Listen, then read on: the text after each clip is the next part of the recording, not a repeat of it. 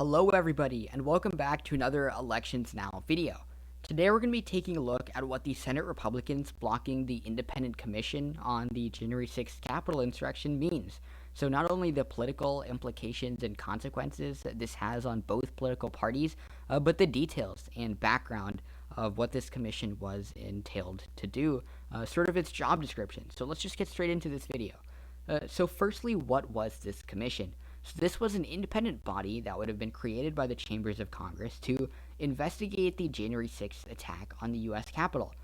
From this NPR article, you can see how this proposed commission was actually similar to the one created by the Bush administration regarding the 9/11 terrorist attacks. So this commission would have 10 commissioners, 5 Democrats, 5 Republicans, and they would have subpoena powers. This proposed commission would also have a Democratic chair, a Republican vice chair, and they would have to approve all the subpoenas and create a final report that was due at the end of the year. So, and for those that don't know what a subpoena is basically when the chambers of Congress ask private citizens, it's actually mandated, so private citizens are mandated to go and testify in front of Congress. And that information is then used to carry out investigations such as these. So what was this commission? So this commission was a piece of legislation that was approved quite solidly, actually by the House of Representatives, but it had a different end result in the Senate. Let's just first start with the House. So the House approved this measure, as I said before, quite convincingly with 252 yeas and 175 nays.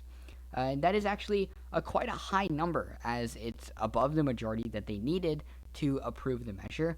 And 35 Republican House of Representative voters actually joined the Democrats in support of this plan, which is, I guess, indicative of where House Republicans are at in terms of this January 6th commission. So after this commission was presented to the Senate, it had a different fate. So the commission failed with 54 yeas to 35 nays. In order to be implemented, they needed a 3/5 majority, or for 60 senators to approve and vote yay. However, they only got 54, and they were short about 6. And so the reason that this commission actually failed is because Republicans used a weapon, kind of, and they used the filibuster. This is the first time that they've used the filibuster since President Biden has taken office. And the filibuster is actually quite a hot topic recently, because the Democrats want to, or have attempted to get rid of the filibuster, because it would definitely facilitate a lot of the bills and policies that wanted to be implemented, especially during this Democratic trifecta, where it is likely easiest. And so the filibuster has been a hot topic in order to get legislation pushed past the Senate, where the Democrats do have a Senate majority. However, it's a 50-50 majority, and so they would need all 50 Democratic senators, or they would need at least all 50 Democratic senators to vote along their party lines, and then break the tie with the vice president, who is also the president of the Senate and breaks ties in the Senate. And so that isn't the greatest majority that Democrats want. They need to make sure that their commissions are foolproof so that they can get all 50 senators to vote. So the reason why this didn't pass in the Senate is because a lot of high-ranking Republican leadership publicly denounced this commission for obvious reasons. So amongst the Republican leadership that publicly denounced this piece of legislation was Minority Leader Mitch McConnell, former President Trump, and a couple other high-ranking members within Republican leadership, especially in the Senate.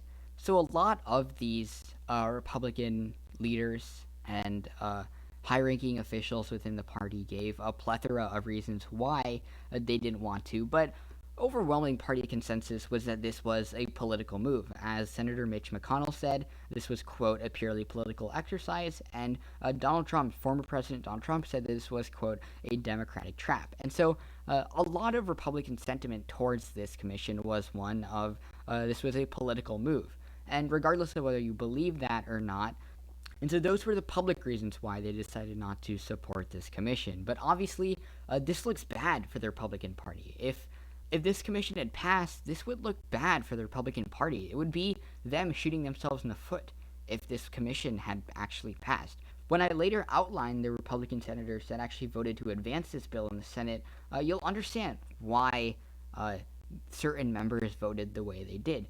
But let's look at the Democratic Party. So the Democrats also voiced their opinions within this piece of legislation. Senate Majority Leader Chuck Schumer, along with some other high-ranking Democratic officials, they threw some blame at the Republican Party.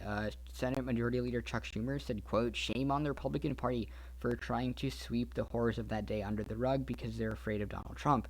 So it's easy to see the differences and the discrepancies between how these both parties look towards this commission. But I think it is important to outline and note the Republican senators that actually voted in favor of this bill. So those 4 Republican senators that voted to advance this bill were Senator Mitt Romney of Utah, Senator Ben Sasse of Nebraska, Senator Bill Cassidy of Louisiana, and Senator Rob Portman of Ohio.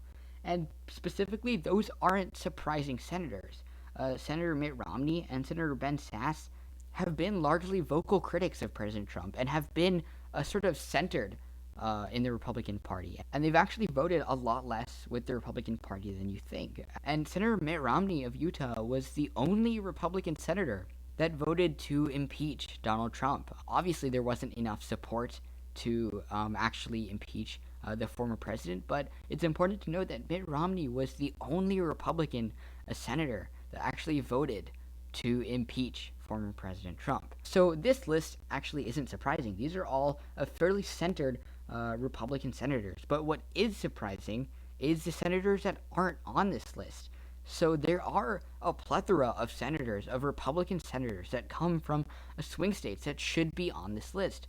Because if they want to win re-election, it would become a lot more difficult for them to not join within this bill, because there's also other centered Republican senators. And one thing that is surprising is that Senator Lisa Murkowski didn't vote in favor of the bill, and there are a plethora of other senators that should have, actually. If they wanted to win election, this would definitely help them. It's likely that Senator Ron Johnson of Wisconsin should have voted this way, but Senator Ron Johnson of Wisconsin is traditionally voting with the large majority of the Republican Party that isn't voting in favor of these bills that are Democratic pieces of legislation.